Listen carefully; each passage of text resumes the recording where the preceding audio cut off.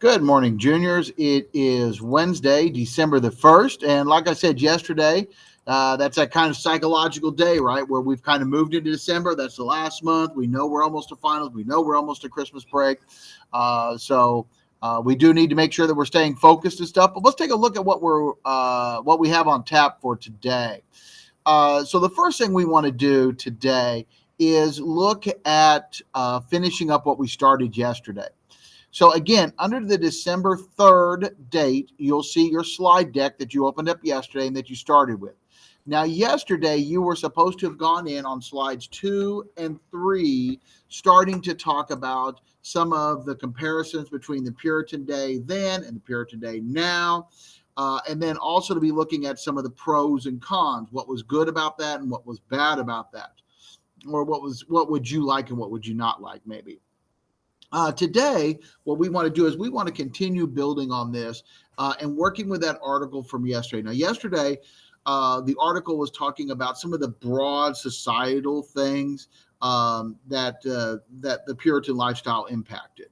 It talked about life expectancy. It talked about the type of punishment that was given out. So it kind of took that broad view, whereas the first article that you read on Monday was kind of like that kid's view. What would a kid's life be like? Assuming that one of the main ideas of that article was that the Puritan lifestyle was not detrimental, but actually beneficial, even though we might not think that it was a good life, it actually did have some benefits. We wanted you to identify, as you read that, the supporting details. We want you to take 3 of those supporting details and put it here on slide number 4. So all you do is copy them and paste them, okay? You could have full sentences. I wouldn't go more than a sentence and a half. I try to keep it very limited, but you can copy and paste them right here onto slide number 4.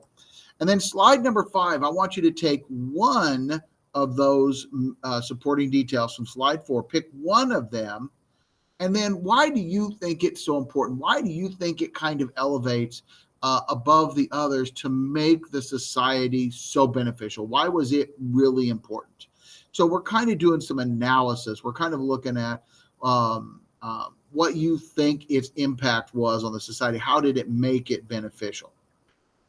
So that's what you want to start with today. Finish that up so that we can move on. If you look under tomorrow's date, 12/2, so there's nothing listed for 12/1 because you're going to start it today and it's going to turn in tomorrow, okay? When you go into that 12/2, you're going to see that you have a choice of 2 readings, okay? And we're going to be starting doing some theme analysis. And we've been doing some theme analysis in a lot of different ways, and we're kind of looking at it a little bit differently this time around. Before we were looking at, what actually happened. Then we were looking at characters and how the characters impacted us. This week, we were going to be looking at the author's choices and how the message was constructed and how that impacts the theme message. So you have 2 readings here. You get to pick one of them. You only have to read one, okay? Pick one of them. You have The Devil and Tom Walker and The Minister's Black Veil. Both of them illustrate that Puritan ideal. The Devil and Tom Walker. This is a story about a guy who wants to be rich, famous, powerful, and he discovers a way to do that. He runs into the devil, and the devil offers him a deal so that he can get that. At first, he's not really sure if he should do it. His wife, who's also greedy, he tells her about it, and she takes the deal, and of course doesn't come to a very good end. Tom Walker does decide to take the deal, and then later on, he starts to have second thoughts about it, taking the deal. So this story is about that, okay? The other story is called The Minister's Black Veil. And this is a story about a new preacher who comes to town, and everyone likes him. And then one day he puts on a black veil. This would be some sort of semi-opaque covering over his face where you wouldn't be able to see him. He would still be able to see out, probably not really clearly, but he'd still be able to see out. a lot of times in today's society or today's world, a lot of times the veil either represents that you're hiding from something, or it's a sign of mourning. So like a lot of times you might see like older women at a funeral wearing a black veil or something. And then of course we talk about the white veil at a wedding. So the minister starts wearing this veil and people get really kind of like disturbed by this because they don't really know what it means. And he won't really tell anybody why he's doing it. And at first people are very put off by this, but the longer he wears it, the more people start to accept it. And they think it's part of what makes him so powerful. Now, people ask him, why are you wearing the veil? He doesn't really tell. People say, why are you wearing the veil? He doesn't tell. Actually, his fiance, the girl that he was going to marry, she says, I need to know, I need to be able to see under the veil because he never took it off. I need to be able to see under the veil. And he goes, no, I can't. And so they break up. This goes all the way to his deathbed. And he refuses to tell anybody why he's wearing the veil. People are uncomfortable by it, but they start becoming more accepting of it. And again, like I said, they really think this is what makes him such a great preacher and speaker and purveyor of the word.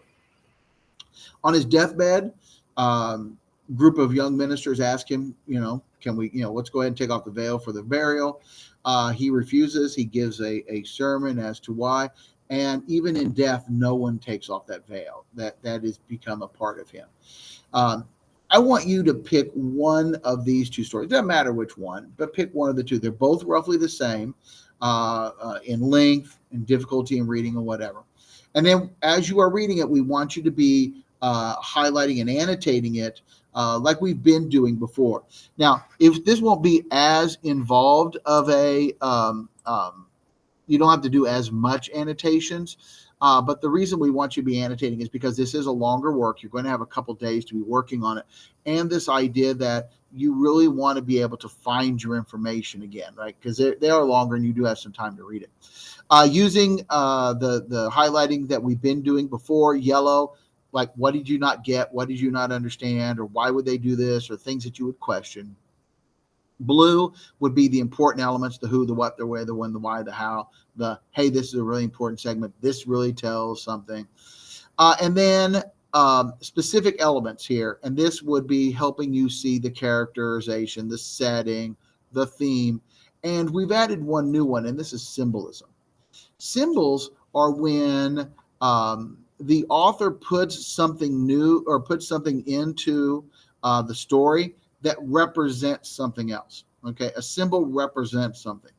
For instance, if a character in a story is walking across a desert, physically, literally, yes, the story is about a guy walking across a desert. But what does the desert represent? What does the walking represent? And then we start to get into the symbolism of the story. What's the deeper, hidden, secondary message of the story, right? And, the desert represents all the obstacles in his life or all the hardships that he's had to go through. And he has to get through all of those to get to the other side, to whatever he's trying to get to. The fact that he's walking, he has to do it on his own, that he's making that trek, that he's physically involved, not he got in a car and somebody took him. That would mean that somebody took the burden for him, right? And so what we're doing is we're looking at those symbols to kind of see what was the author really trying to show, right? So in other words, we're really looking to inference and how do we know what that theme is. In particular, you're really going to want to be looking for those symbols because you are going to need that for your slide deck for Friday. When we talk about the theme development. And also tomorrow, we're going to be looking at symbolism. And we're going to ask you to identify 3 symbols and explain them. We'll put those on the slide deck tomorrow. So I want you to be thinking about it now. All right. So again, what you have to do, first off, we want to make sure that you finish the work from yesterday. Again, you don't want to get behind because we do have a lot of work to do. There's a lot of you time involved, so you want to make sure that you are doing the right thing, okay? Pick a reading, start reading it today, start identifying those elements that you're going to need to know so you can do the writing on Friday. That includes the characterization, the theme, the setting, and the symbolism. Again, as always, please make sure that you're reaching out to either Miss McGuire or I. If you have questions, if you're getting stuck, you're getting lost, you're getting behind, whatever, please make sure you're reaching out. Don't suffer in silence. We only have 2 weeks left before finals start, so we don't want you to get behind. Have a good day today.